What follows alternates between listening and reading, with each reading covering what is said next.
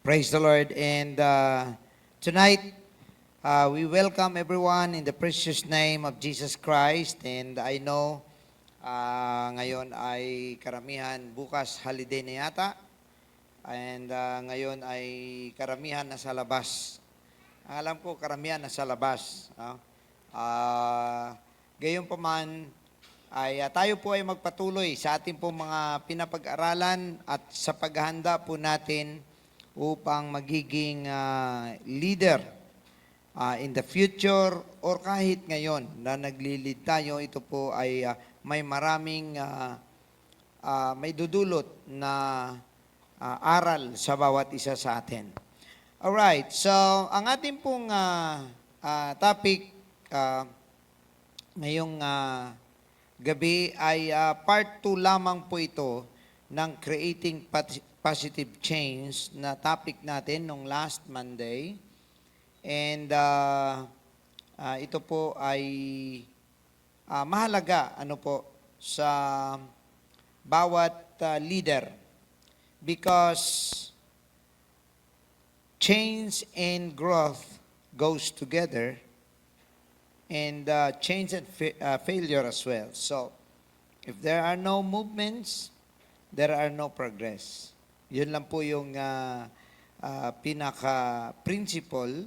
And atin pong tinitingnan na if we are afraid of changing and change also, that means we already accept the fact that we will not grow.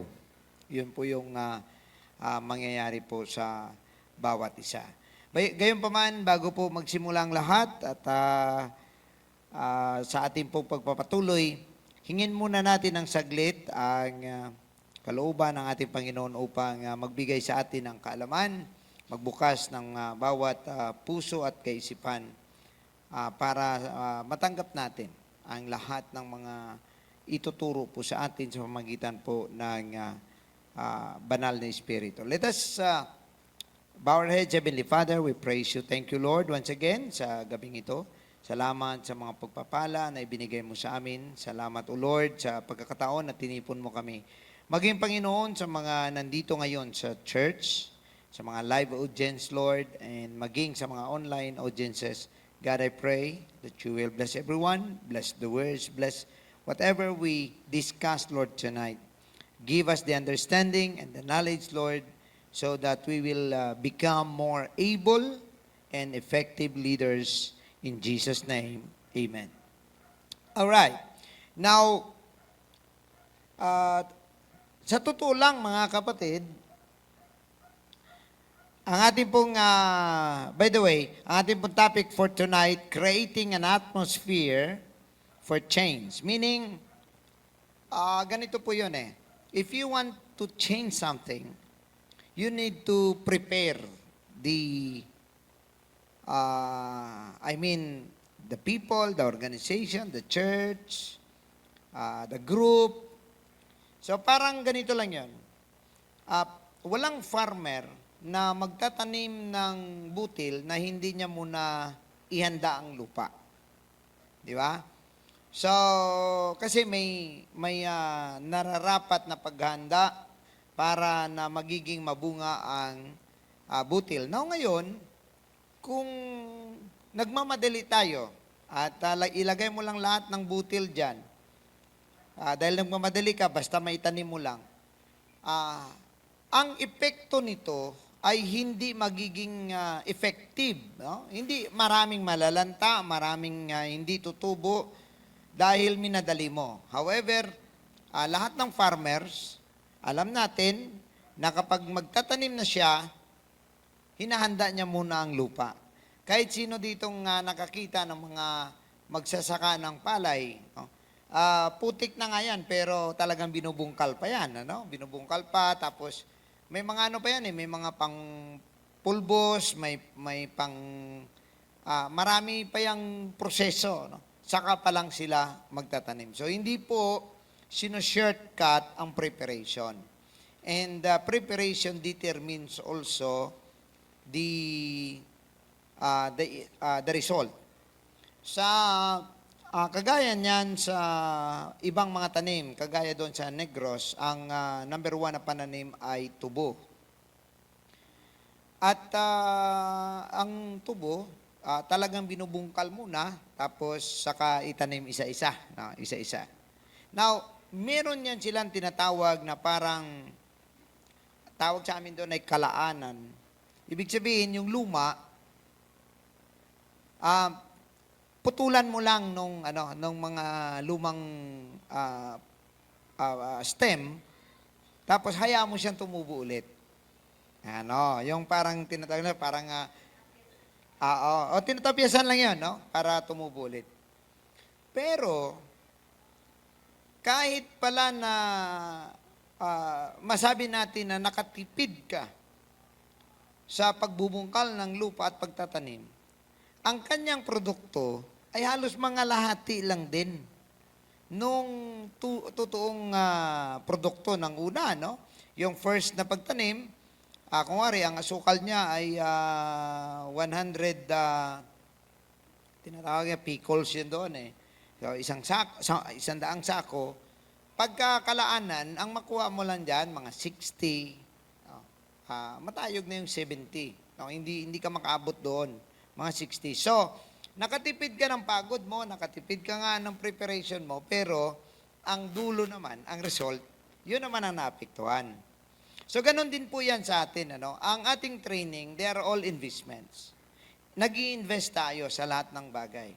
At kapag hindi sapat ang ating investment, we expect na magiging hindi rin maganda ang resulta. Kumbaga kung hindi man masama, hindi lang siya masabi natin na as expected. Now, ang ating pinag-usapan ngayon ay change. And as a leader, before any change is very important, but before you give the change or you make the changes,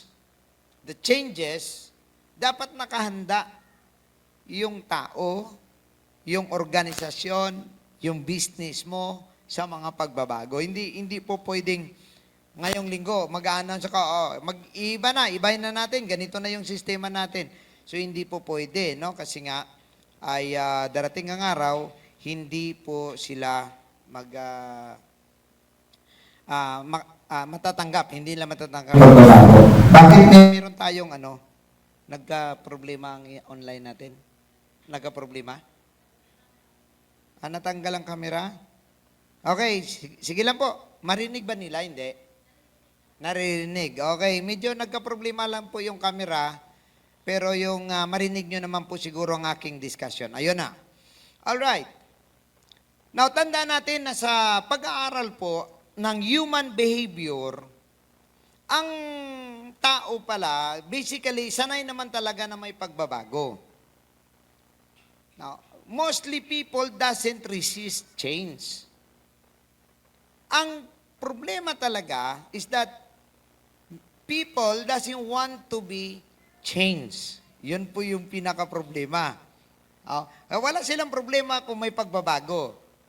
Ang problema kung ang pagbabago ay makakaapekto at magbabago ng kanilang sistema sa buhay. So kung wari, magdadagdag ng trabaho, magdadagdag ng oras, magdadagdag ng effort, yan, magdadagdag ng gastos. Pag ganyan na, they resist change. Doon po sila nagkakaroon ng pagbabago. Now, dito ngayon ay pag-aralan natin, bilang leader, kunwari, meron kang gustong pagbabago sa negosyo mo, sa church, kahit sa small group, no? Meron kang gustong pagbabago, ay dito natin ngayon pag-aralan. Paano ba natin maihanda ang isang senaryo, ang senaryo natin para ang pagbabago ay tatanggapin ng buong buo at magiging parang maging active pa, no, na participants itong ating mga nasa ilalim po natin, no. Gayon din, no, kahit sa pamilya, kung meron kang gustong babaguhin, ganito pa rin ang proseso, no. may mga kailangan tayo dito na dapat natin ay bigyan ng pansin. Now, we know that in every organization, church, group, or whatever kind of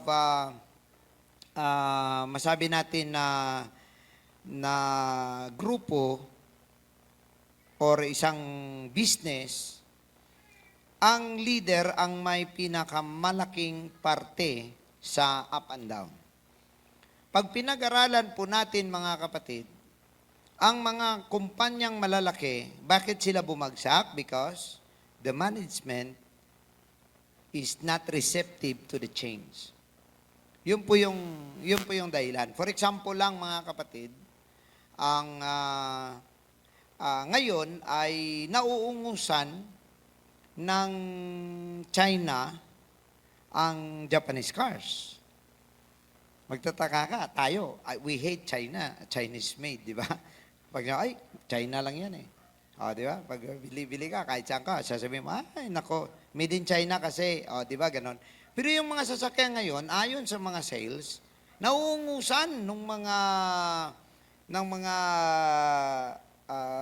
Chinese cars ang Japanese. Alam nyo ba, pagka tumingin kayo sa sa kalsada, anong pagkakaiba ng mga Chinese cars na leading ngayon sa mga lumang like mga Japanese cars? Ang makikita mo is the aesthetic. Yung itsura.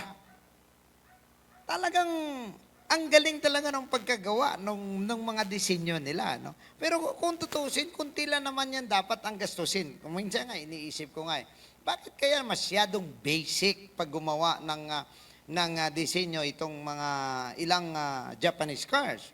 That is why ang nangyari ngayon, nag-hire na sila ng mga progressive designers, no? Lately. But before this thing happened, ang China, naglagay sila ng mga features na parang hindi mo akalain sa isang ordinaryong sasakyan na hindi ganun kamahalan, pero may mga ganito silang mga features. Plus na ang ganda ng mga itsura, no? And yun po yung isang bagay na nagbabago kasi ang mga pananaw. In fact, kahit sa US, hindi na masyadong pinapatronize ang mga American cars. So, dahil maganda sila, magaling, maayos, matibay. Kaya lang, hindi sila nag-a-adapt sa change ng taste ng tao. Ayan. So, yun po yung minsan ang mga nagiging problema. Kagaya niyan, ang naunang mga sasakyan, ito yung mga American cars, yung Ford, yung General Motors, hindi sila nag-adapt ng change, natalo sila ng Japanese cars. Ang Japanese cars hindi rin nag-adapt ng change, na ngayon nauungusan na sila ng Chinese cars. So, gayon din tayo, if we insist our own traditional view and our own traditional na approach, ini-insist natin yon, sooner ma-realize mo na nabibehind ka. Nabibehind ka na nabibehind. Now, sa church, kailangan ng change. Pero marami nagsabi, okay na lang yun na kahit kunti tayo, basta may quality. We are not talking here about quality because the point is, ang quality dapat, hindi mo yan binabagsak. Kahit anong klaseng senaryo, hindi mo dapat binabagsak. Ang approach ang dadagdagan mo at babaguhin. Ibig sabihin, for example, iba ng ugali ng tao ngayon magtanggap ng Bible study. Ibahin mo ang approach mo. Ibahin mo ang approach mo para makapasok ka sa bahay niya at makashare ka ng salita ng Diyos. So, hindi ka po pwedeng mag-insist ng gusto mo dahil may pagbabago. But, sa church, hindi dapat nagbabago ang pagtuturo. Ang doctrine is just like a landmark that cannot be changed. Hindi yan pwedeng baguhin in whatever generation. So, sa atin, ito yung, pagka-leader tayo, ito yung laging gusto natin mangyari. Lahat ng leader idealistic yan. Pag sinabi mong idealistic, yung gusto mo talaga na perfect. Mga may makita kayong mga perfectionist, mga idealistic yan sila ng mga tao. Idealist. Yan. Kumbaga, pag sinabi nating idealist, yung isip mo na dapat ganito. Yan, pag sinabi, dapat ganito. So, dapat ganyan yung progress. Sa isang idealistic mind na leader, ganito dapat ang progress. You set the goal, get after it, and you do what you do, set out to do it, you work at it with great excitement, you stick with it despite the cost, and you keep on persevering. Yun yung gusto natin mangyari. However, ang realidad, magkaiba. Iba yung idealistic, iba ang realistic. Iba ang ideal, iba ang real. So, ito po yung realistic talaga. You set the goal bilang leader, you get after it, kaya lang you are distracted in a few weeks, in a few time. And then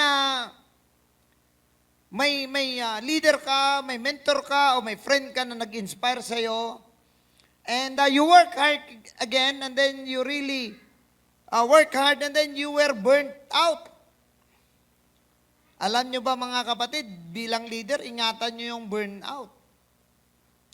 Kaya ako, para maiwasan ko ang burnout, from time to time, nag-relax ako eh. Talagang, minsan, siyempre, sometimes, hindi tayo maintindihan, Pero may mga ibang activities, minsan ako, nanonood ako ng kahit na anong nasa TV.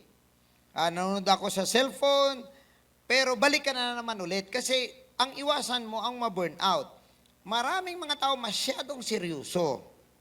Masyadong seryoso sa ginagawa nila na kailangan mangyari ito. Pagkatapos, wala na pala silang string na, kumbaga, ang garter nila, dulo na. And then pagkatapos niyan, in-stretch nila ng gustong sarili nila, tapos putol. Hindi mo na makita ngayon sa church. Kahit leader siya, hindi mo na makita na nagtatrabaho siya sa church. Hindi mo na makita yung kanyang ministry, hindi na gumagana. Kasi na-burnout na. Ang burnout, nasunog ka sa sarili mong apoy. Yan. Sometimes, tandaan natin, ang tinatawag na zealousness, kailangan medyo kontrolado po natin ang tinatawag na zealousness. Kasi ang zeal, pag sumobra, masusunog ka, at pag hindi mo ma-handle yan, ma-overheat ka. Ayan. So, dahil dyan, kaya nga, kailangan natin ng fellowship kasi ito yung mga nagko-cool down eh. No? Kasi wala ka ng gana, tapos pagbalik mo, bibigyan ka ng apoy, and then pagkatapos, paglabas mo ulit, medyo na overheat ka doon, kailangan mo magpalamig, kailangan ng ang balanse, no? Ngayon, ganito po talaga ang nangyayari. Then you start trying again, and then you slip into your old ways, yung habits mo, bumalik ulit, and then, na-realize mo, hindi dapat, kailangan magkaroon ng huge breakthrough. And then, batang uli, na-distract ka na naman, nakalimutan mo ang mga bagay na dapat mong gawin, and then, naalala mo ulit na hindi, dapat magtuloy-tuloy tayo. Kaya nga makita ninyo, kahit gaano ka-mature ng isang leader, kailangan niya ng magre-remind. Kailangan niya talaga magre-remind. Maniwala kayo mga kapatid, kahit gaano tayo sumisiklab yung apoy natin, bumabagsak talaga. Nawawala talaga.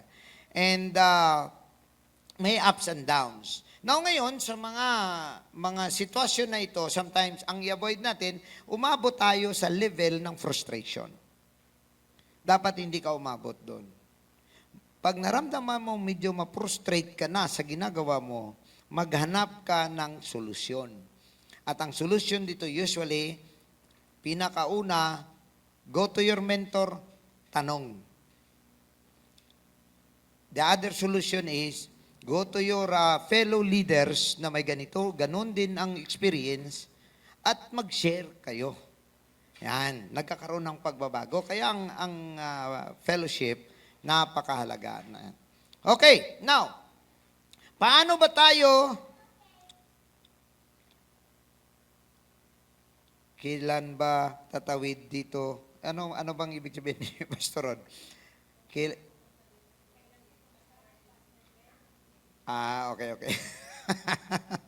Ito, nanonood pala si Pastor Vincent.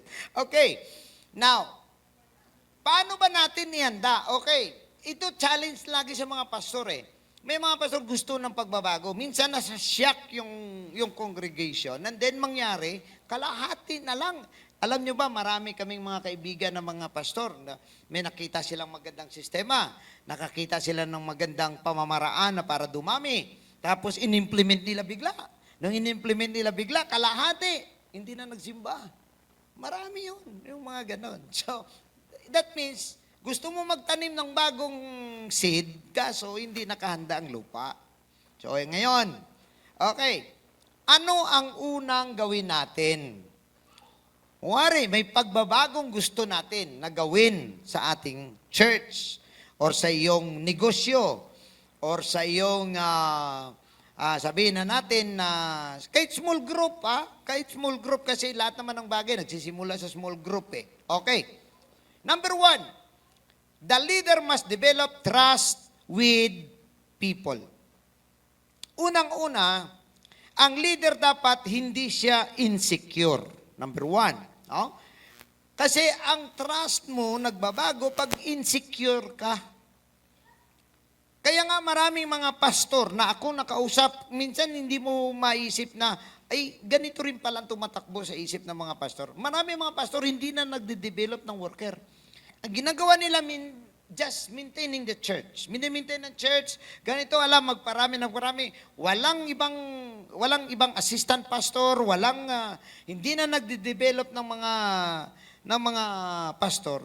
Pag tinanong mo, ang kanilang sasabihin, baka daw mag-rebuild lang yan sa'yo. So, ibig sabihin, mayroon siyang trauma, may war shock siya siguro sa nangyari. No? Kaya lang, once na umabot ka sa ganong punto, mga kapatid, lumalabas, hindi ka na aasenso.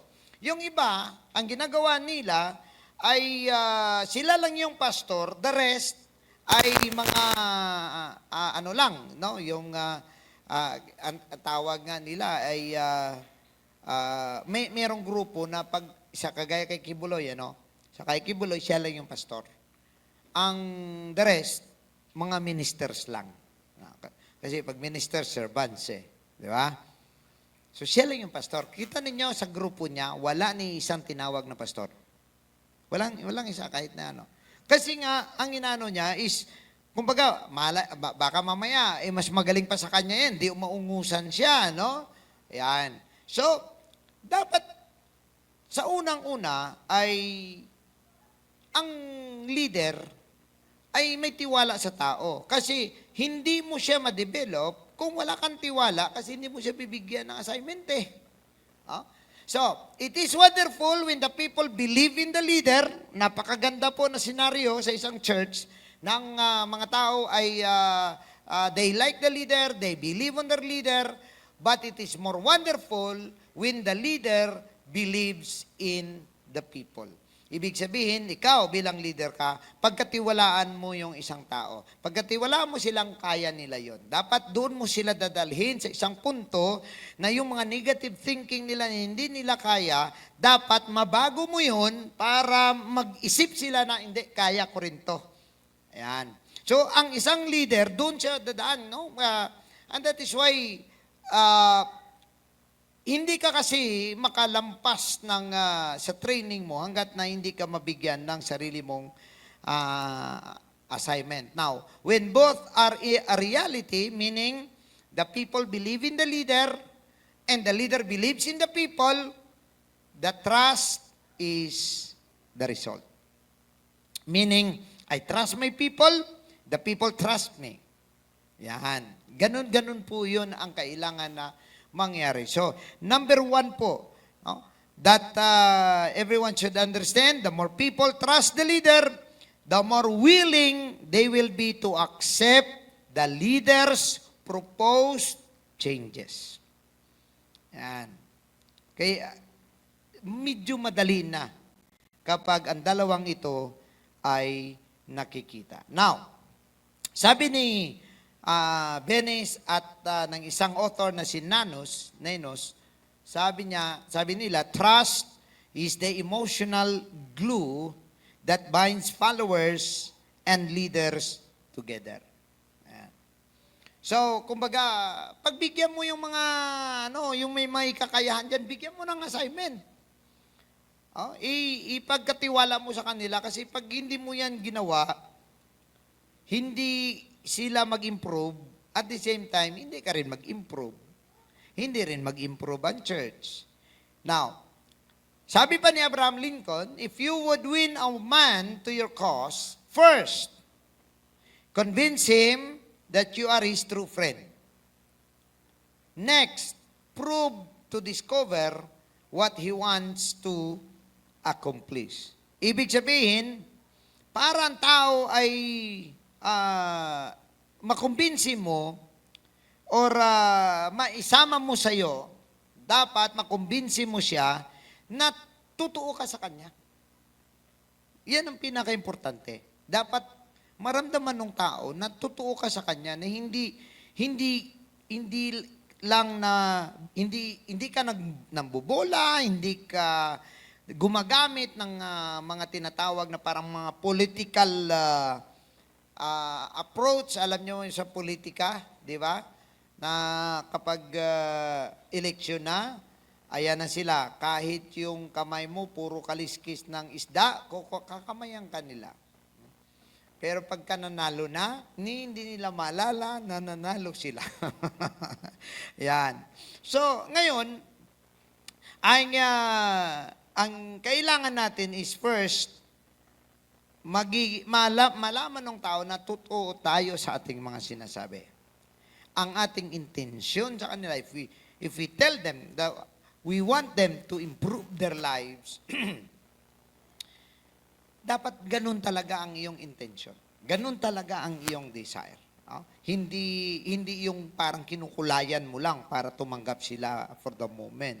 Then pangalawa is, once na kayo ay makumbinsi mo siya na totoo ka sa kanya, ang kailangan mo ay alamin mo ang meron siya na pwedeng ma-develop, na ma-accomplish niya ang ninanais niya sa buhay niya. Yan. Ibig sabihin, tulungan mo siya. Bilang leader, tulungan mo siya sa kanyang gustong ma-achieve sa buhay. Okay? So that is why, sa isang organization, kung church, kung pastor, ay ang unang tanungin mo sa iyong sarili once you lay down a change is, what is your relationship with your people? Kasi kung medyo hindi maganda ang relationship mo sa tao, meaning, hindi po pwedeng i-implement ang change. May mga nakausap nga ako, ibang mga kapatiran, galing sila sa ibang church. So, naabot ng kung anong mga nangyayari, bakit nawala na sila doon, I don't know. At isa ito sa mga laging nagiging dahilan, na nung una, nag-okay naman then pagkatapos pala ay pinanghunting sila nung leader, hanggang sa parang pinalayas na sila. So, sa feeling nila, parang akala namin okay, tapos hindi pala okay. Yon. So, that means ang trust hindi na po nagaganap. Number 2, the leader must make personal changes before asking others to change, which is very self-explanatory po. Dapat kasi, ganito yon, ang leader dapat, meron din siyang bagay na mapapatunayan. Kasi paano ka susundin kung hindi mo naman napatunayan yon? For example, gusto mong malaman paano ba magtayo ng simbahan or mag-start ng gawain. Alam namang pupunta ka sa taong ni wala pa nga may nasimulan na gawain, di po ba? Siyempre, punta ka sa taong meron ng experience kung paano sila mag-pioneer ng gawain. Now, sabi ng 1 Corinthians chapter 9 verse 27, sabi niya, "But I keep under my body and bring it into subjection, lest that by any means, when I have preached to others, I myself should be cast away." So, ito po ang isang bagay, mga kapatid, na sa totoo lang, ang lahat ng mga leader, doble po ang kanilang pressure, no? Because they have the pressure on themselves and they have the pressure para patunayan ito sa mga tao. So, dalawa po ang kanilang kailangang matagumpayan, ang sarili nila at ang tingin ng tao sa kanila.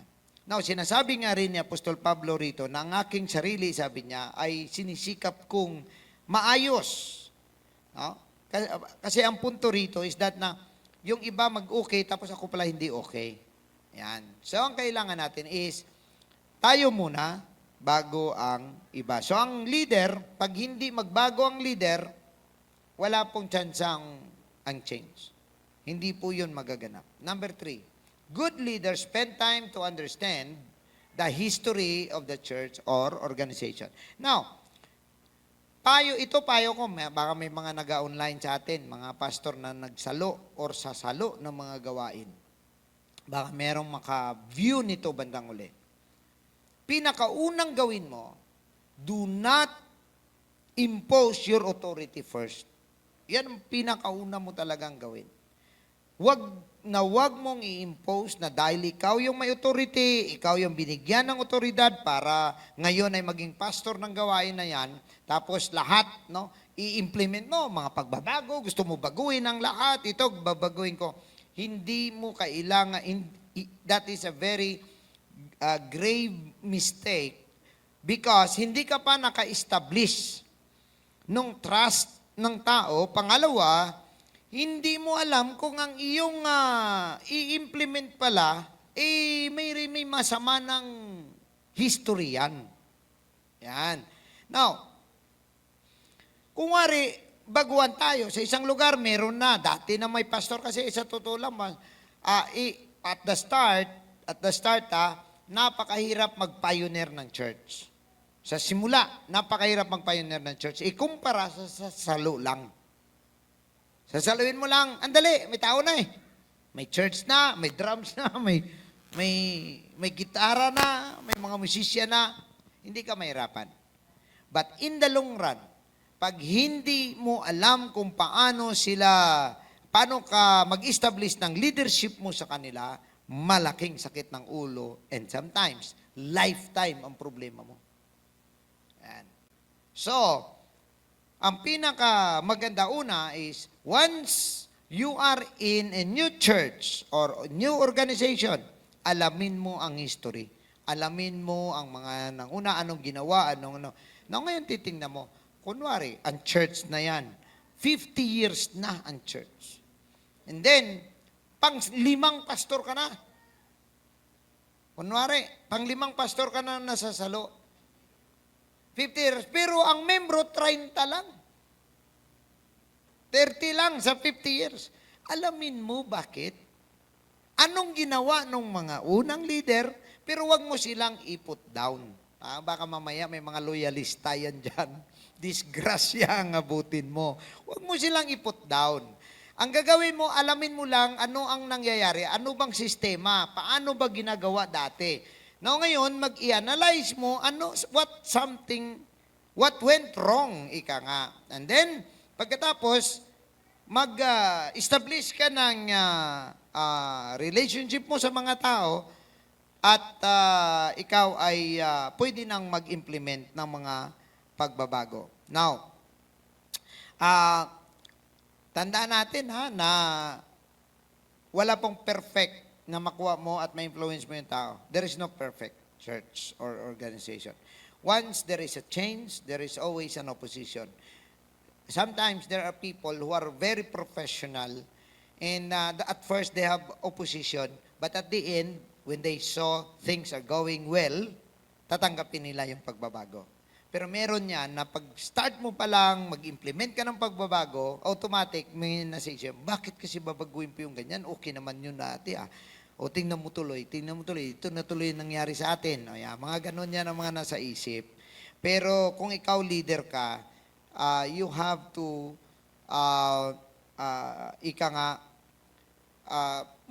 may marami ka dapat alam para tama ang iyong approach. Kasi bawat tao, bawat lugar may sariling kultura. Huwag mo silang isyak. No? Huwag mo silang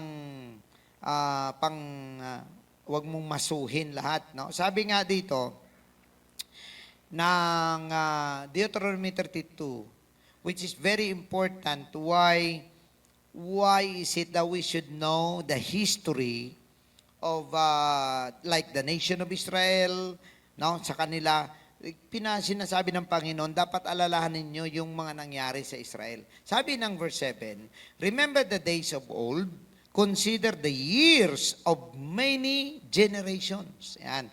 Ask thy father, and he will show you thy elders, and they will tell you.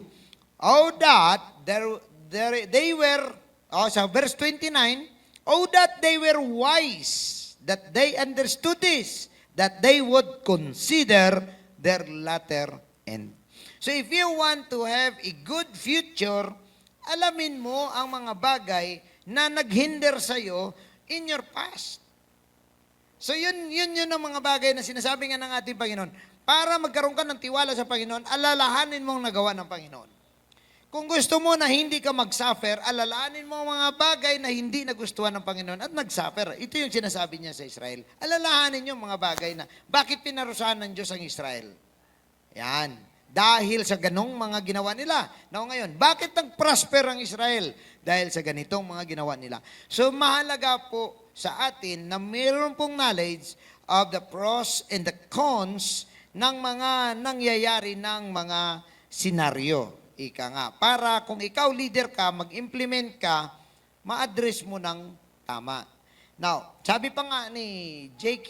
Chesterton, don't take the fence down until you know the reason it was put up. Yan. Meron kasi minsan yan na, kunwari, meron ditong may, ano nga ba yung tawag na parang may binigay sa iyo yung isang tao na ano mo, ano nga yan? Emotional, ano yan? Yung may attachment ka, ano nga yun? Yung bang isang bagay, kunwari, ayaw mo talaga mawala sa iyo yan kasi may sentimental value. Ayan, medyo nakakalimot na ako sa mga ganong bagay. Sentimental value. Ngayon, ikaw, wala kang alam, pinang-alis mo yan dyan. Ngayon sabihin na, ba't mo inalis yan? Yan ay gawa pa ng unang pastor, pinakaunang pastor pa namin yung gumawa yan, sinira mo lang. O, didisgrasya na. Tapos ka na. O? So, alamin mo muna, bakit? Sabi pa nga ni ang advice, gusto mong tanggalin ang mga pader na yan. Alamin mo muna bakit nilagay ang pader. Baka mamaya pag tinanggal mo, marami palang tigre. Ayan. Disgrasya. Magising ka, katabi mo na tigre. O kaya pinupulutan ka na. Now, it is important to know what happened in the past before making changes for the future. Ayan. Yun po yun. Ano? Learning from the past in order to prepare yourself today for the future. Ayan. Number 4, place influencers in leadership positions. Now, hindi lahat ng tao pantay-pantay. Hindi lahat ng members sa church ay pare-pareha. May mga tao dyan na magaling talaga ang leadership. Kaya nilang mag-influence ng mga tao. And aside from having good attitude and character, sila yung mga tatandaan mo ng mga tao na ilagay mo sa mga posisyon. Yung kaya nilang i-implement, no? Kaya nilang i-implement ang isang bagay na matanggap ng lahat kahit na maasim ang mukha. Parang, basta susunod no? Doon na-influence mo siya na susunod kahit na parang labag sa kalooban, but at the end, no?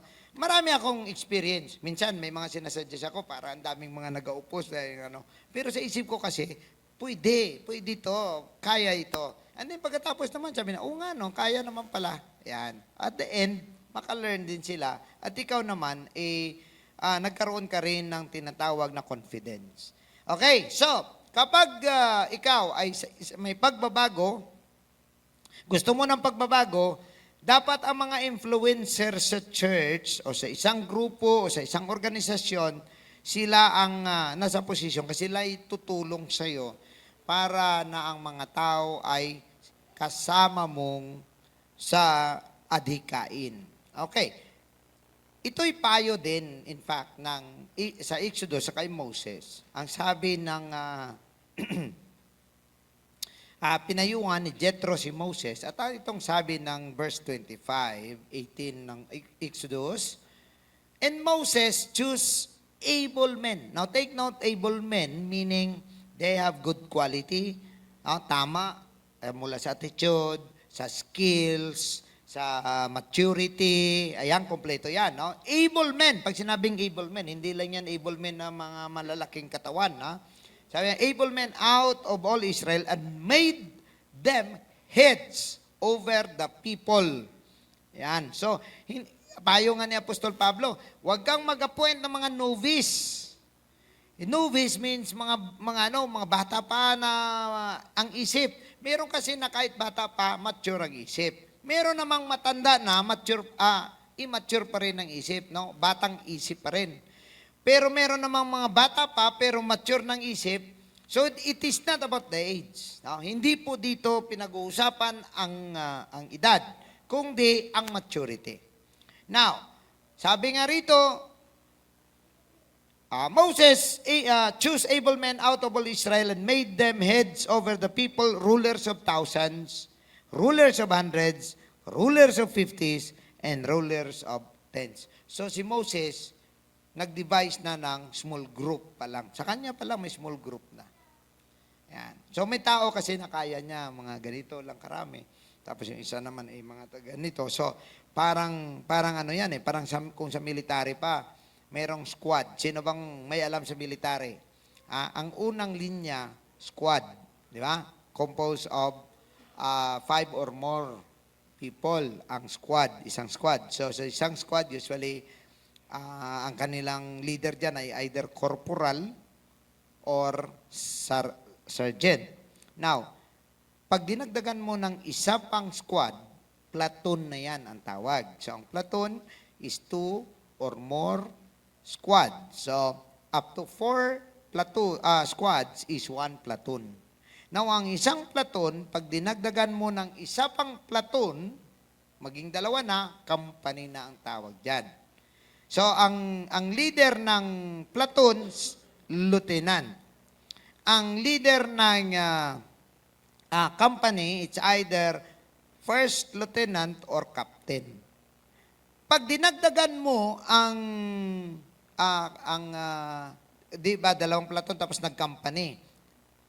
Pag dinagdagan mo ang company, magiging brigade na siya.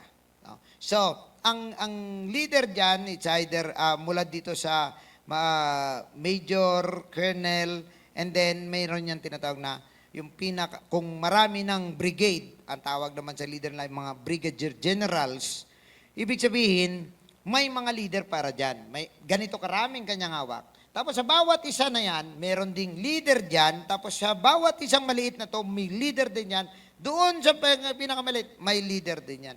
So, yan ay isang magandang pamamaraan na matanggal ang stress sa leader. So that means yung chief of staff, ang pinaka-commander, hindi masyado nag-iisip sa mga maliliit na bagay. Merong mag-attend dyan, no, na maliit na bagay. So mahalaga po yan na ang mga may kakayahan na mag-influence or maging leader, ilagay mo sa posisyon. Kasi nga, leadership talaga ang kailangan. Kaya sa ating mga mga department heads, sa ating mga departments, hindi lang to basta na ikaw ay nagustuhan para ilagay diyan. Kailangan marunong ka implement ng mga bagay sa iyong grupo o sa iyong departamento na masusunod ka. So malaga yan. Ganon din yan sa kahit sa maliit na or tinatawag nating small group.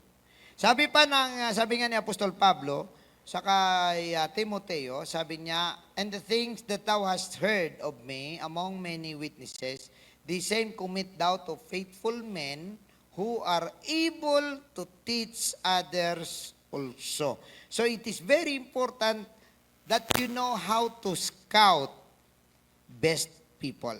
Ayan, for the job. Now, the leader must have must have characters. No? Pag leader ka, ito ay shortcut natin ng leadership. Number 1, you have to know where you are going. Saan mo dadalhin yung mga tao mo? Ayan. Kailangan na you know the direction, ano? ng gusto mong mangyari sa iyong, like kung, for example, sa church. Saan ba punta ang church? Okay, sabihin na, siyempre punta langit. Oo nga, lahat naman tayo gusto ng langit. Pero saan ba papunta ang church? Ano ba ang church mo? Ang church mo ba ay maintenance type? Ang church mo ba ay, kung sa sasakyan pa, anong klase sasakyan meron ka? Panggarahe lang ba yan? Or pamalingki lang? Or pang long distance? Yan.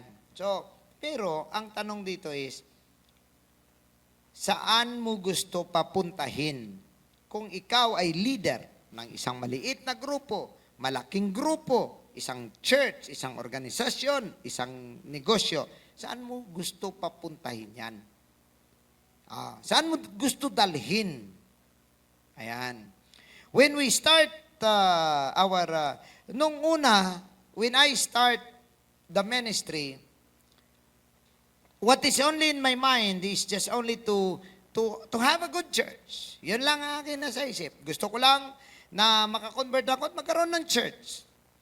But as the days go by and years pass by, napag-isipan ko, ano ba talagang gusto natin sa church natin? Tayo ba ay church na naghihintay lang ng rapture? Or tayo ang church na magiging catalyst ng pag-unlad at paglawak ng gawain ng Panginoon? And so, nagkaroon ng vision na dapat mag-open tayo ng mga churches. Magkaroon tayo ng church na permanent, mag-open tayo ng mga churches, at doon po nagsimula ang lahat. Sa ganong klaseng pananaw. At kung inyong makita, kahapon nakita ninyo, yun na yung epekto nung vision na ilang taon na nakalipas. Nung time na nilay down ng vision, ang tao ay nasa 60 lang. Ayan. Pero nangyari, ito ngayon inyong inupuan, ay patunay na naganap ang mga ini-envision. Kasi before, nagre-renta lang kami ng church, kalahati lang dito. Yun yung nire-renta namin doon sa Cubao. Pero ngayon, higit sa doble ang space ng church. At dito ngayon, hindi na naglilipat-lipat ang church. Dati-rati, lipat-lipat ang church eh. And ngayon, kung gusto ko na ako lang ang lalago, palagay ninyo, abot tayo sa ganon? So, pero kung imagine kayo, kung ako ay, titingnan ko lang na ang lalago ay ako lang, for example. Imagine ka na, yung nandun kahapon, pagka tinignan mo, 60% lang ng total attendance ng lahat ng mga churches. 60% lang. Kagaya, for example, yung iba, 40 lang ang kagaya ng Tanawan, 40 lang dumating, pero mga 100 plus sila. Ang Rizal, mga 60 to 70 sila, pero higit din sila 100, 200 na kung lahat ay tipunin. Ang Laguna. So, hindi pa yon ganon. So, imagine ka kung ako titingnan ko lang ang aking sarili, for example, abay, napakalaki na ng gawain. Oh. Hindi lang Suzuki ang sasakyan ko. Oh. Pwede na akong mag-down sa Mercedes-Benz. Oh, di ba?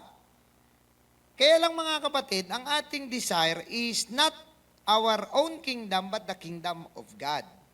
So dapat alam mo kung saan ka papunta. No? Dapat alam mo kung saan. Kasi medyo malaking sacrifice. Imagine ka, i-develop mo tapos pakawalan mo. O, di ba? Develop ka naman ulit tapos pakawalan mo. O. Pero, isa pa sa ating nagiging vision is, darating ang araw ay makasend tayo ng mga missionaries outside. And, nangyari din naman. May mga, sa atin dito, halos pinipilit na lang yung mga pastor para pumunta ng Hong Kong. Kalahin mo yun, pilitin ka pa para lang mapunta ng Hong Kong. Oh. In which dati-rati talagang imposibleng mangyari yung ganun. At ilan na sa ating mga pastors nakapunta ng Germany at Italy.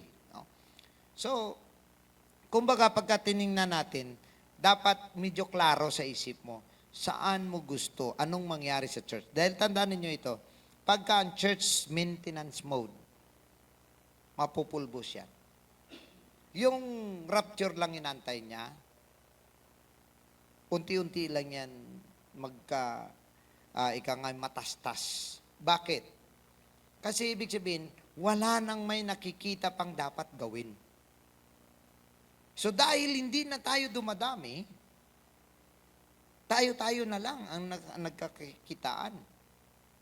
And so dahil nagkakita-kita na lang tayo, nagkakasawaan na ng mukha. At dahil nagkakasawaan na ng mukha, wala na akong may makitang maganda sa'yo. Ang nakikita ko na lang lahat ng problema mo. Lahat ng may problema sa'yo. Ayan. So doon na magsisimula, away ng away. Kanya-kanya na lang kainan. Banat ang isa, banat din ang isa. Pero kung busy tayo sa tamang direksyon, di ba? Alam natin kung saan tayo papunta, doon tayo nakafocus. Right?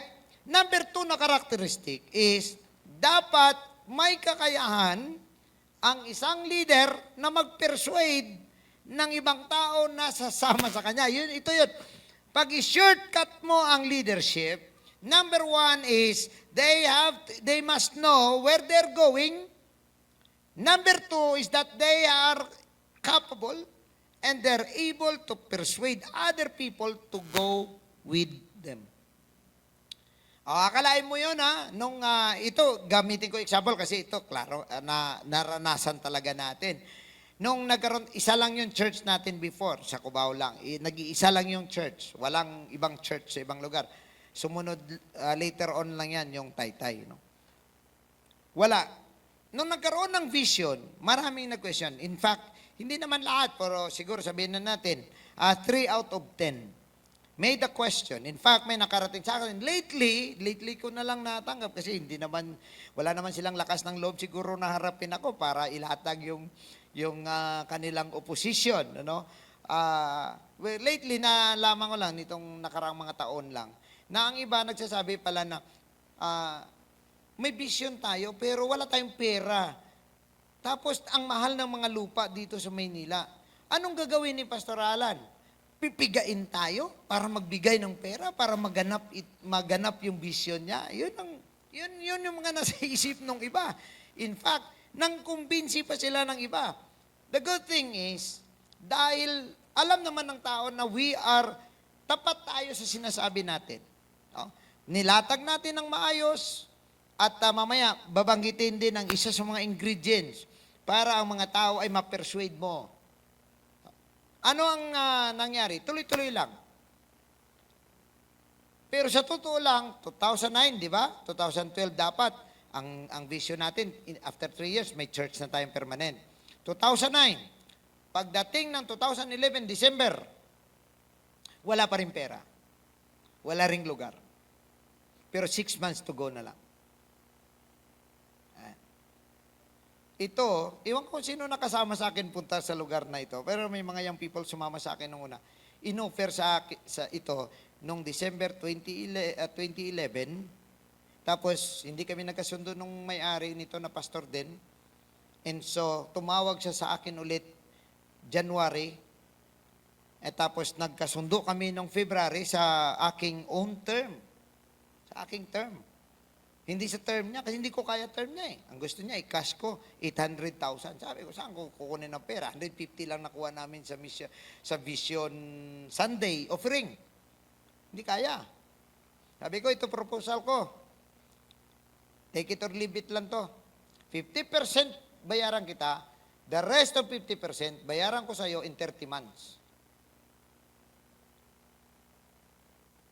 Ngayon ito palang lupa niya ay nahiraman niya ng pera sa isang organisasyon, nirerimata na, kukunin na. Wala siyang may makuha kahit kusing. O di, pinatulan niya ang aking offer. Ano pinatulan ng offer? Gumawa ang Diyos ng paraan, nabuo ang 400,000. Oh, nung nabuo ang 400,000, May 2012, nag-start ang service dito. Ang vision, alam nyo ba kung anong month gincast? Ayan, Sister Christine, saksi yan. May 2009.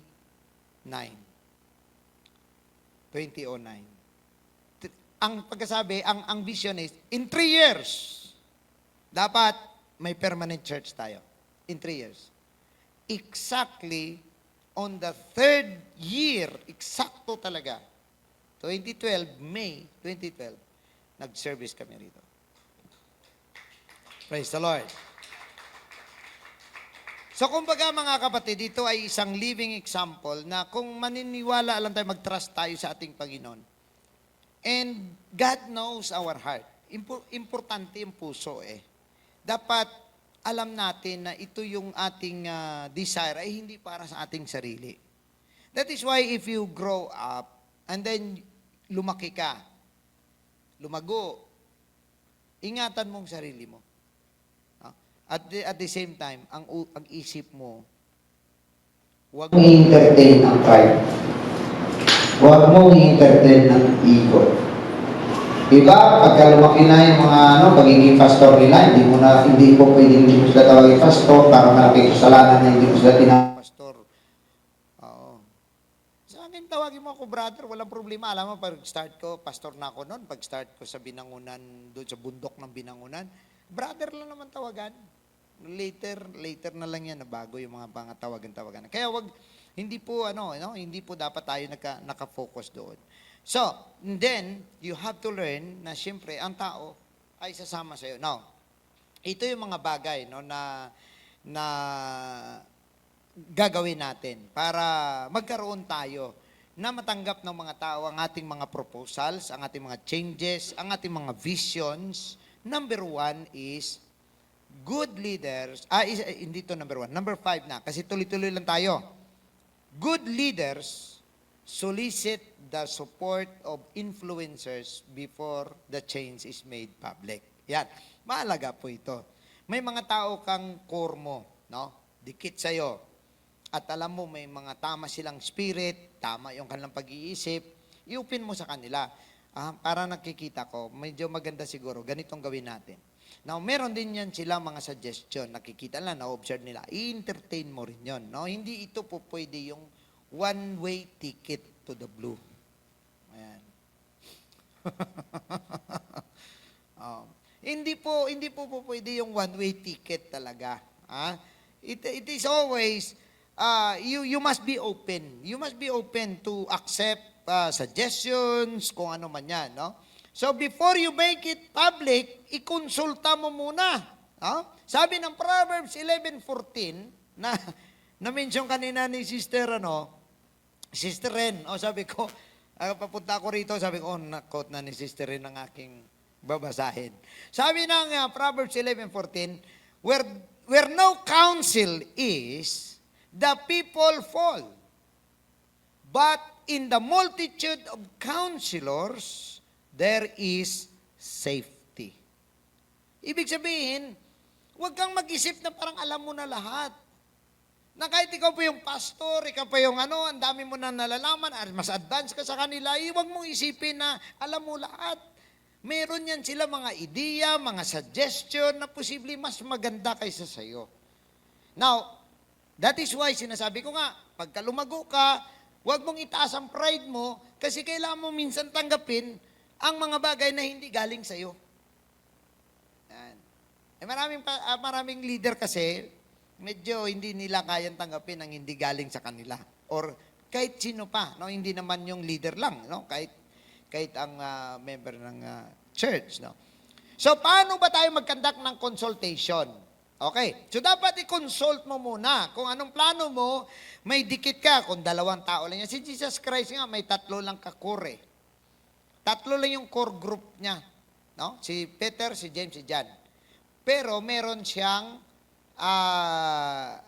elders around him, which is 12 disciples.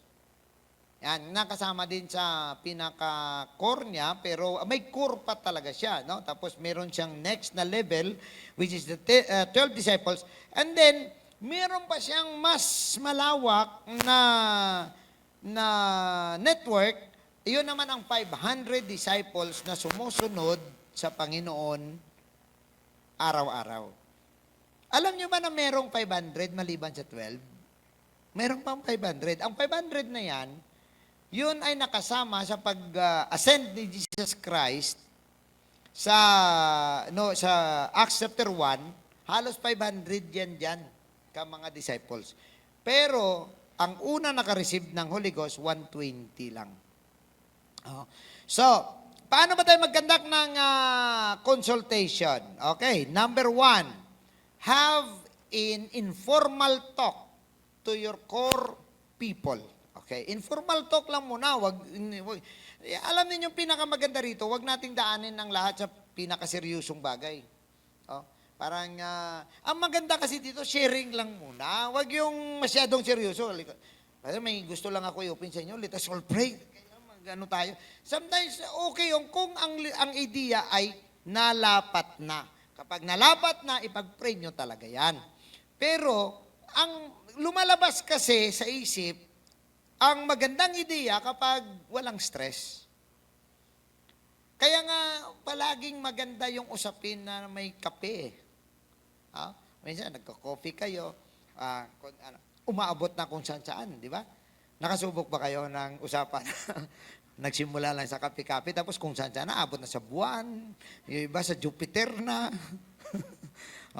At kung minsan, bago maubos ang kape, naikot nyo ng buong mundo. Pero, hindi mo na plano yun, no? Pero, kung ikaw, magano ka, ano kaya kung ang maganda, ganito gawin natin? Kasi parang nakita ko, ganito kasing nangyayari. So, have a casual talk muna. Open to them the idea. Na walang stress, walang pressure, open lang ang idea. Number 2, organize a meeting with your elders. Pagkatapos na medyo mag-okay, sasabihin ng iyong core group na, parang maganda yan, Pastor. Tingin ko okay to, pero siguro, ako suggestion ko, Pastor, hindi ba maganda kung ganito ang natin? O ito, si ano pa, natin, mag-handle nito, paano ito simulan? O di, pag-aralan ninyo. And then, saka mo pa lang yan, i-open sa iyong mga elders. Next group ka na. Ibig sabihin, mula ka doon sa 3, example lang to kay Peter, James, and John, punta ka na ngayon sa 12 disciples na. Lahat na sila. Yun na ngayon, pag-usapan nyo na. Bago mo, i-open sa 500. Okay? Para, kumbaga, mahamis ang mga ideya. Now, sa meeting, dapat marunong kang makinig sa opinion at mga suggestion. Yan. And then, number 4, once opinion and suggestions are gathered, doon mo na ngayon, kuwari, may suggestion na. Ito, suggestion niya. Ito, opinion niya. Ito kanyang idea. Pag-usapan nyo na ngayon kung ano ang pros and cons. Ibig sabihin, ano ba ang advantage nito? Ang ideya niya, for example, no? May ideya. Anong advantage ng idea? Kunwari si Brother Jen, nagbigay ng idea. Anong advantage ng idea ni Brother Jen, no? And kunwari, Sister Christine, nagbigay din ng kanyang opinion. So, ano ang pros and cons noon? And then, kapag I think the idea is, ito yung nag-gather natin, get the best suggestion or plan or idea. Doon ka pala magano na, okay, sana nakita natin, siguro with the pros and the cons, mas maganda yung suggestion at proposal ni Sister Marivic. Ayan. Now, pero bilang leader, ikaw mag-decide. Ayan. Ikaw mag-decide. Okay? Number 6 natin, show the people how the change will benefit them. Ito yung ibig ko sabihin kanina. Paano mo makumbinsi ang tao na sasama sa'yo? Number 1 dyan is, dapat naintindihan nila na hindi lang sa isang tao ang advantage, kundi sa lahat. Dapat alam nila na makabenepisyo sila rito. Ang benefit din ay nasa kanila. No? Ito yung dapat na assumption natin, mga kapatid. The assumption of any proposal is that the proposed change is what is best for the people.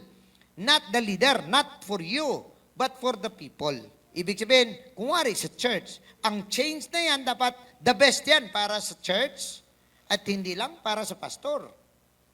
The people must be first. Ibig sabihin, ang kapakanan ng buong simbahan ay mahalaga kaysa sa iisang tao lamang na makabenepisyo kagaya ng leader or pastor. Right? So dapat makumbinsi mo sila for a good change kung alam nila na hindi lang ito makabenepisyo ng isang tao kundi sa pangkalahatan. And lastly, number 7 is, give the people ownership of the change. Pag ang isang idea, kagaya niya, no? Kayo lahat ang nag-usap-usap sa isang idea. Although idea, kunwari, for example, ni Sister Marivic, dapat lahat tayo ay may contribution sa idea na yan para sa pag-implement ang bahagi na ito, suggestion ni Sister Jubel, for example. Ang isa namang suggestion ay suggestion, for example, ni Brother Marvin. No? Yun ay, kumbaga, lahat tayo nagmamay-ari ng isang plano o isang proyekto. So, ito yung sinasabi na give the people ownership of the change. Paano mo magawa ito? Now, tandaan natin, na openness by the leader paves the way for ownership by the people. Ibig sabihin, pag leader ka, hindi ka dapat parang tyrant na klase leader, no? Na ang gusto mo lang ang masunod. Tandaan niyo ito, pag may trust ang tao sa'yo, tatanungin ka nila kung ano ang gusto mo, anong gusto mong gawin. Pagkatiwalaan nila ang gusto mo. Kasi nga, nakuha mo yung trust nila at alam nila na ang gusto mo mostly ay makabenepisyo sa lahat at much better. Now, tandaan natin, kung wala kang ownership sa isang bagay, changes will be short term. Ibig sabihin, hindi tatagal. No, kasi nga, parang, kanila lang naman yan. Bahala sila dyan. Kanila yan eh. Yan. Yun ang mangyayari. So, wala pong susuporta. Now, changing people's habits, and ways of thinking is like writing instructions in the snow during snowstorm. O hindi natin ito ma-appreciate. No, hindi natin ma-appreciate ito. Pero sabihin na lang natin, sino sa inyo nakapunta sa beach? Kung sa beach ka, at doon ka sa edge ng tubig, magsulat, tapos pa-high tide, ano ang nangyayari? Nawawala, di ba? Oo, kasi in 5 minutes, 10 minutes, wala na. Ang tubig na dito na. Yan, nawawala yung mga isinusulat mo. Ganon din yan, ano? Tandaan natin, no? Na kung gusto mong baguhin ang habit at ang pag-iisip ng isang tao, para kang nagsusulat sa isang lugar na maya-maya yan, mawawala na yan. Kasi tandaan natin, ha? Sabi pa nga, in every 20 minutes, the instructions must be rewritten. Ibig sabihin, kumbaga parang kailangan mong every 20 minutes, isulat mo ulit. No? Kasi nga, kumbaga parang bigla na lang yan nawawala sa isip. Bakit? Kasi wala nga siyang ownership doon sa bagay na yan. Pero kung may ownership ka sa isang bagay, kahit saan niya mapupunta, naaalala mo yan. Sana kaya yung aking notebook? Sana yung bullpen ko? Alam ko yung bullpen ko eh. Oh, hinahanap-hanap mo. Pero kung wala kang ownership sa bullpen, kanino ba bullpen to? Bahala sila dyan. Oh, di ba? Ganon? Yan. So, ang idea sa loob ng church, dapat lahat tayo, ikaw bilang leader, ang gagawin mo is make it like everybody owns the idea. Alright? Now, paano ba natin i-offer ang ownership of change to others? Number one, inform people in advance so they'll have time to think about the implications of the change and how it will affect them. So sometimes maganda. By the way pala, no, pinapaalam ko, may plano po tayong babaguhin natin ang ating church service. Okay, ang ating venue babaguhin natin. Ayan. So dapat advance, may wala pang detalye pero alam na nila na mayroong pagbabago. Number 2, explain the overall objectives of the change. Bakit ka papalit ng venue? Bakit mo papalitan ang iyong service? Ayan, no? Yung Sunday service mo, bakit gawin mong hapon instead na umaga? So dapat i-explain mo yon, no? The reasons for it and how and when it will occur. Yan. So dapat alam nila na meron kasing pagbabago. Pasensya na ha, kasi ganito po kasing nangyari. Kaya kailangan nating baguhin ang ating original na plano, magbabago na po. Ayan. Right? Number 3, show people how the change will benefit them. Isa yan sa mga malaking puntos na makakuha ka ng suporta. Kapag ramdam ng tao na maging benepisyo nila yan. Yan. Ang problema mo na lang, yung madagdagan ng trabaho. So, i-deal mo sila ng hiwalay. I-encourage mo sila ng hiwalay na makaya nila ang additional burden.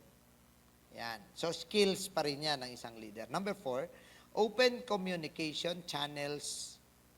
Keep communication channels open.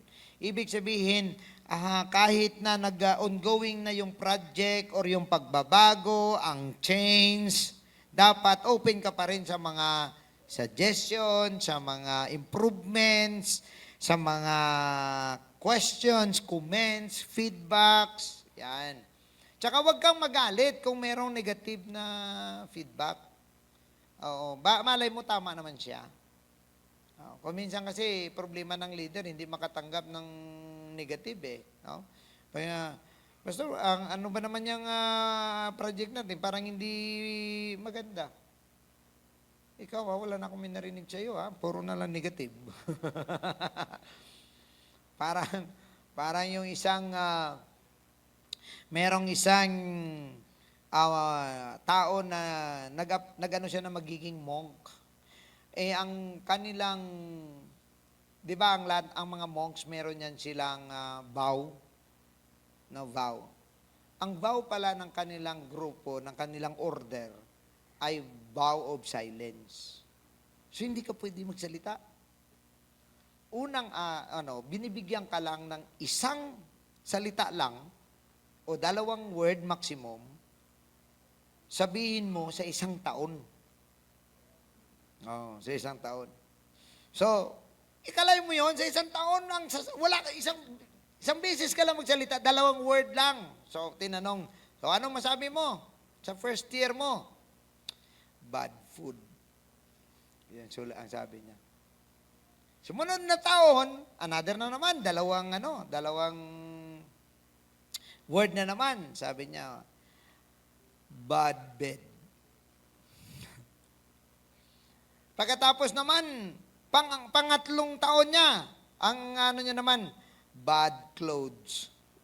Sabi ng kanyang rektor, wala ka nang ginawa kundi magreklamo na magreklamo, ha? Sobra ka na.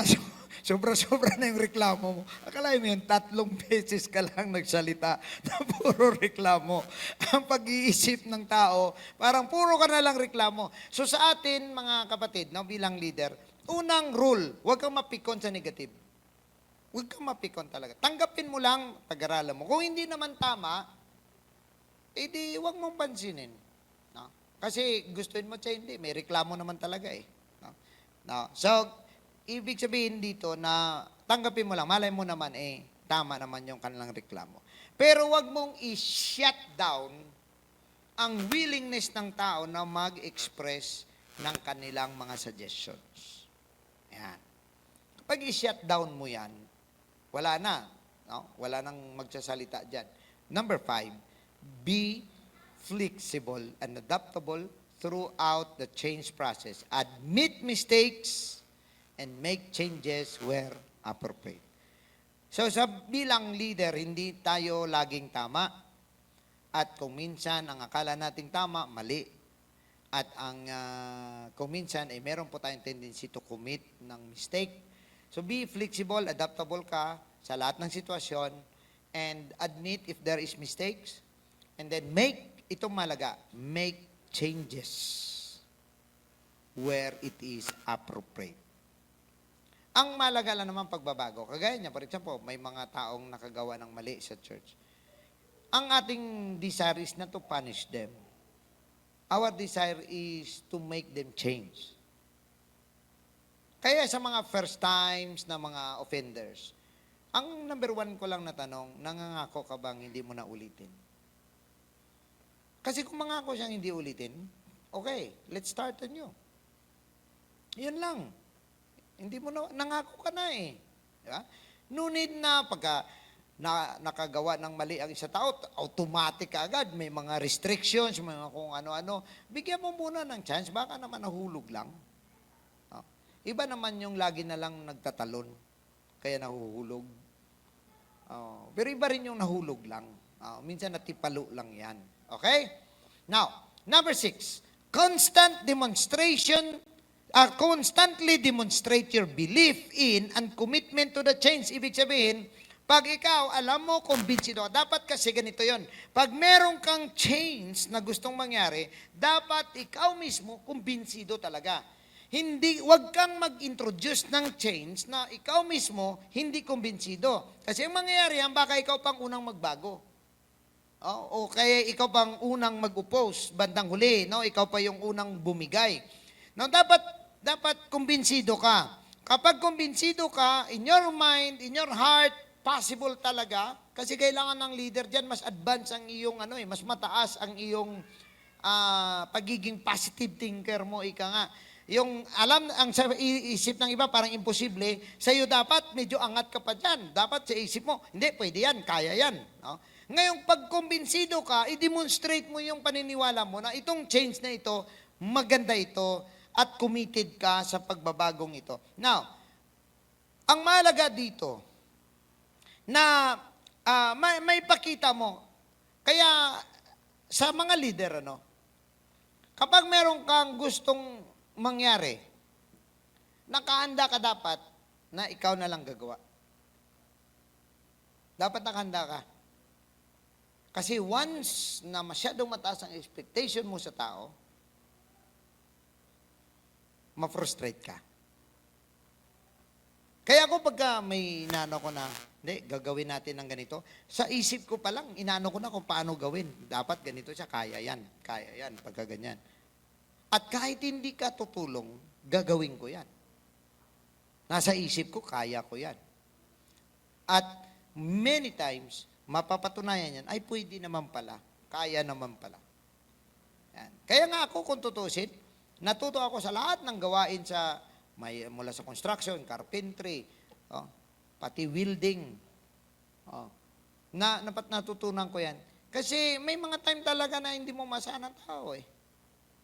So ngayon, kaysa na matingga yan, ikaw na lang gagawa. Yan. So dapat in yourself, no? Ang commitment mo sa mga bagay na gustong mangyari ay dapat tama. Now, tandaan natin ito, not all change also is improvement. Hindi lahat ng pagbabago ay improvement. Kung inyong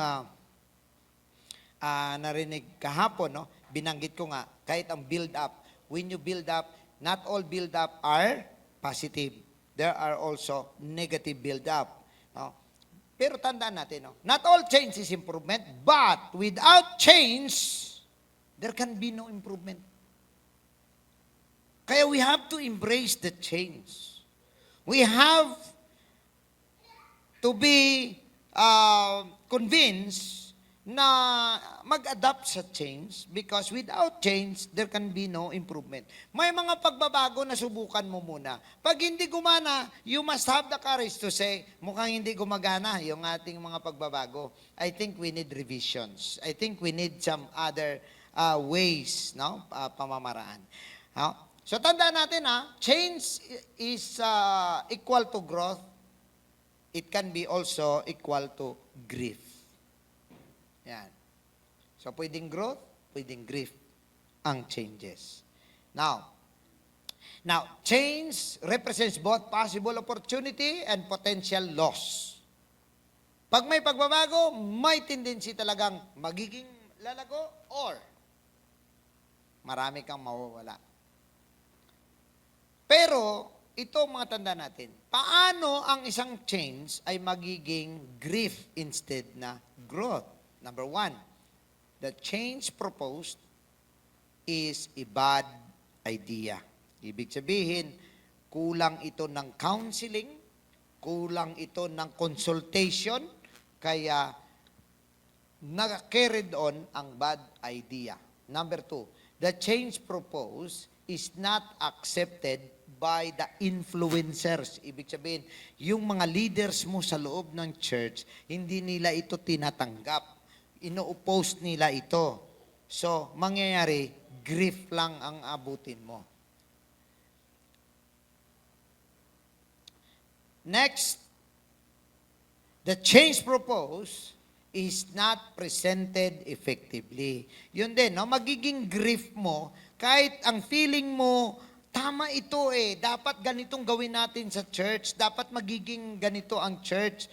Sa feeling mo, sa puso mo, tama. However, hindi mo ito nailatag ng maayos. Hindi ka nagiging klaro. Hindi mo siya nilatag ng mabuti, grief ang abutin mo.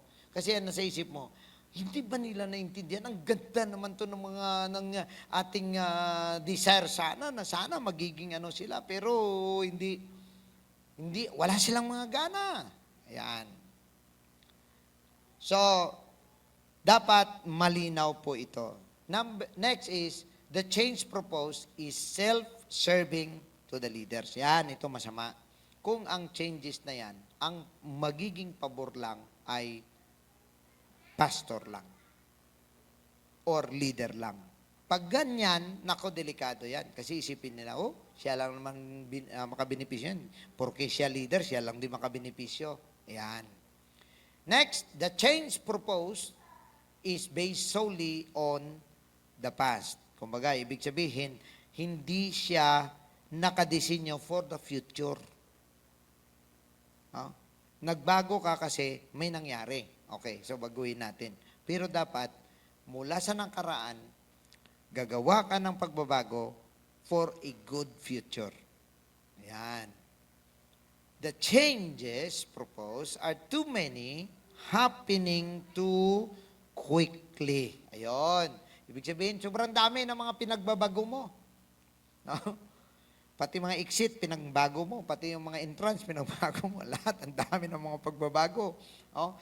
Hindi rin po tama. Pagka leader ka, do it one at a time. No? Huwag kang magmadali. No? Happening too quickly, hindi maka-adapt ang tao, hindi maka-adjust ang tao, lagot ka. Ganon din yan sa loob ng bahay. Meron kang gustong mga pagbabago, hindi yan madala sa isang iglap. No? Isa-isahin mo yan. No? Isa-isahin mo ang gusto mong pagbabago. Ganon din yan sa lahat ng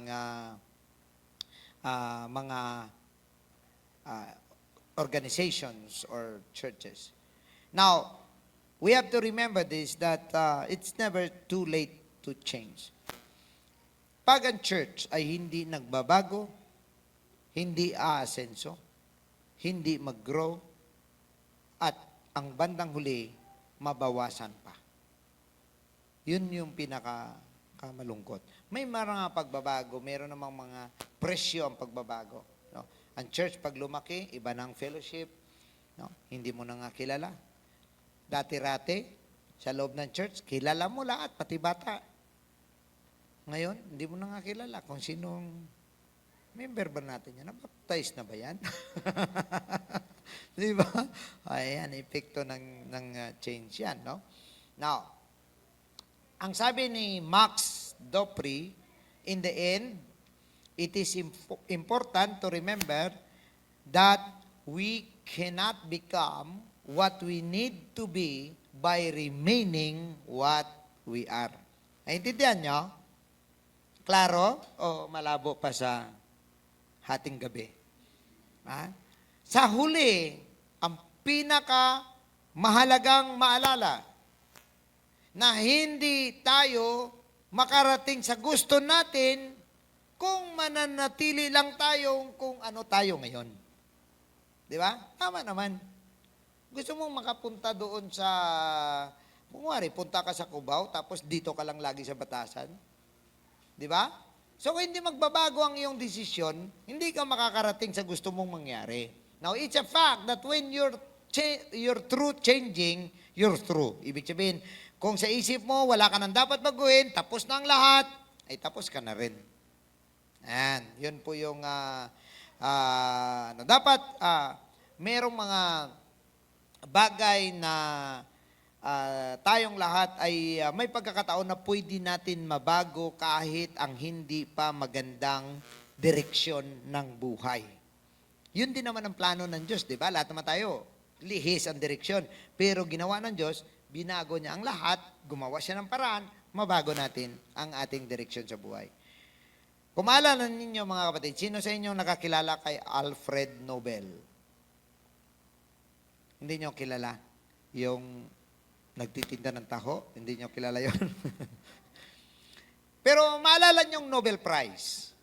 Sino nakaalam ng Nobel Prize? Ang Nobel Prize galing yan kay Alfred Nobel. Si Alfred Nobel ay isang scientist na nanalo ng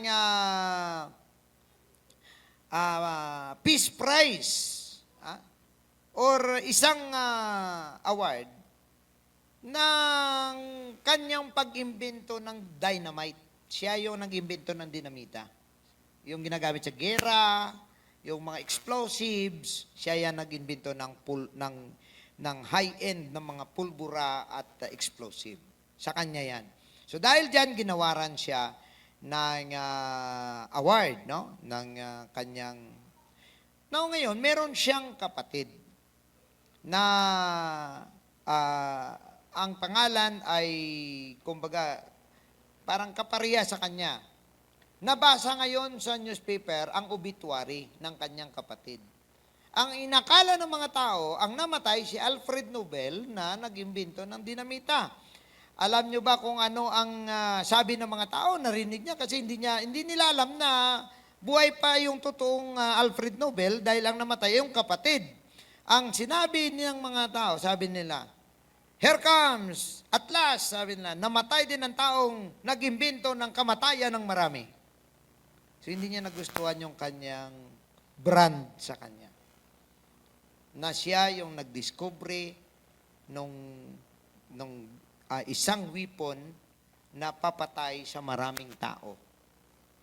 So dahil doon, narinig niya, ang ginawa niya, ang lahat ng na-accumulate niyang pera sa kanyang invention, nilagay niya sa trust fund at para bigyan ng award ang lahat ng mga scientists or kahit sinong tao na makagawa ng magandang bagay sa buong mundo.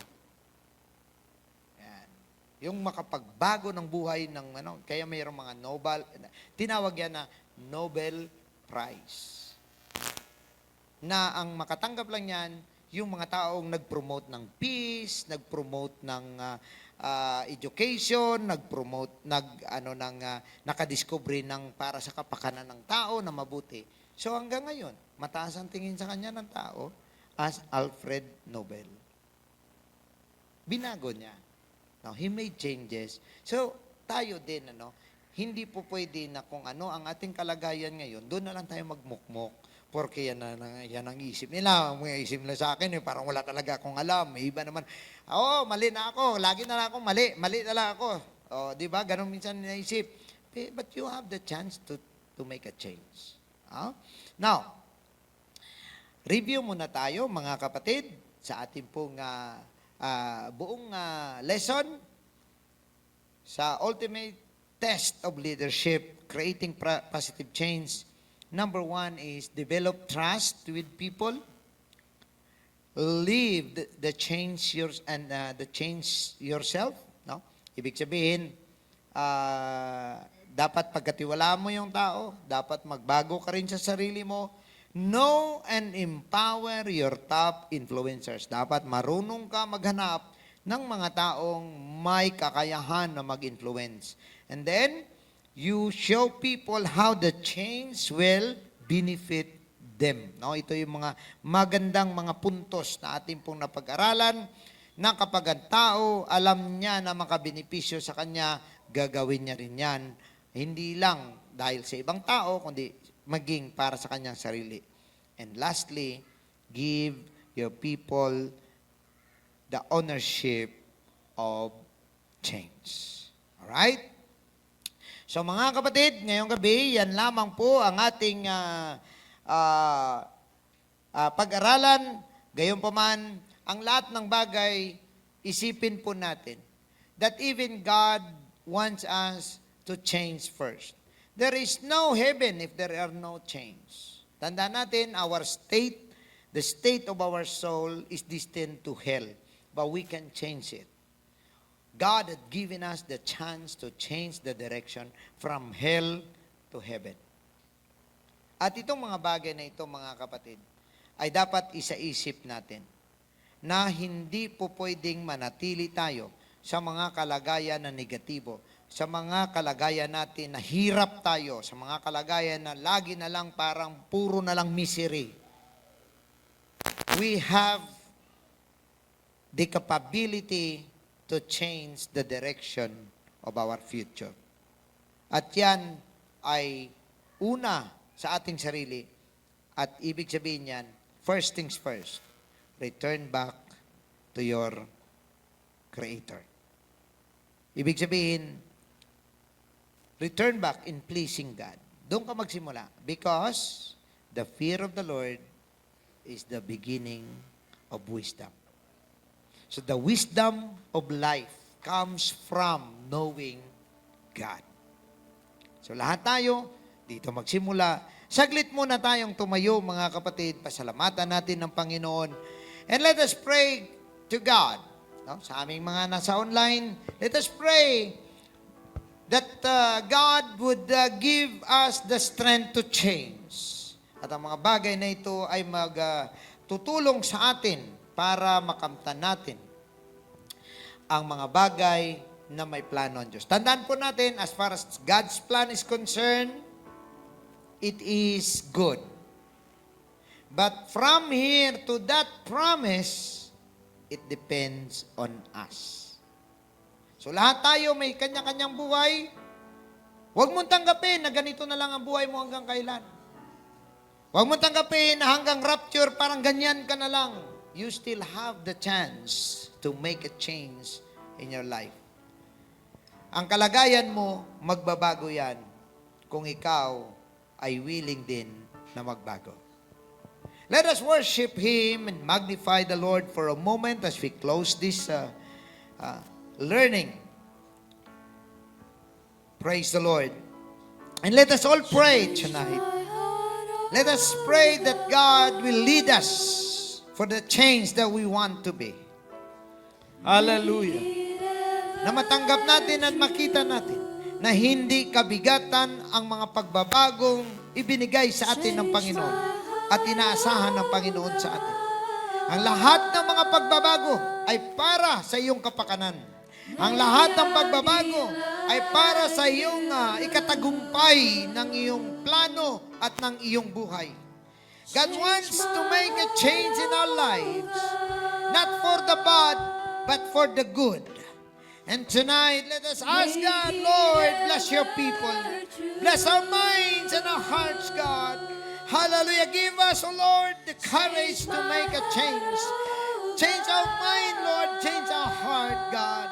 Lead us according to thy will and purpose. Ikaw, Panginoon, ang magpapala sa bawat isa ngayong gabi. Maging sa lahat ng mga nakikinig ngayon.